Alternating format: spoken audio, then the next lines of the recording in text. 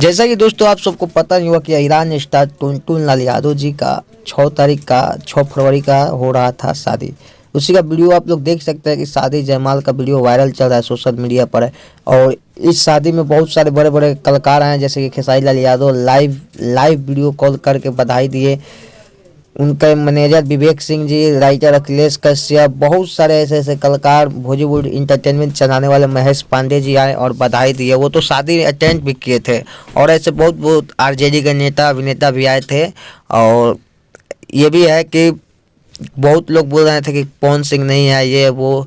तो आप सबको यार पता ही होगा कि टुनटुन यादव यानी कि खेसारी लाल के छोटे भाई हैं, और खेसारी लाल का पंगा पवन सिंह का हमेशा रहता है। तो इसके कारण आप लोग जानते हैं ये विवाद चलता है, तो उससे फर्क नहीं पड़ने वाला है। देखिए शादी बहुत ही बवाल कमाल का हुआ और सब कुछ सही हुआ। और एक नई जोड़ी फिर से टुनटुन यादव जी एक नए दिन के साथ शुरुआत करेंगे और बवाल गाना लाते हैं और लाएंगे और हमेशा आएगा। तो आप सब अपना आशीर्वाद और प्यार बनाए रखें। वीडियो अच्छा लगा तो लाइक करिएगा, चैनल ने तो सब्सक्राइब करके बेल घंटा कॉल पर जरूर क्लिक करिएगा।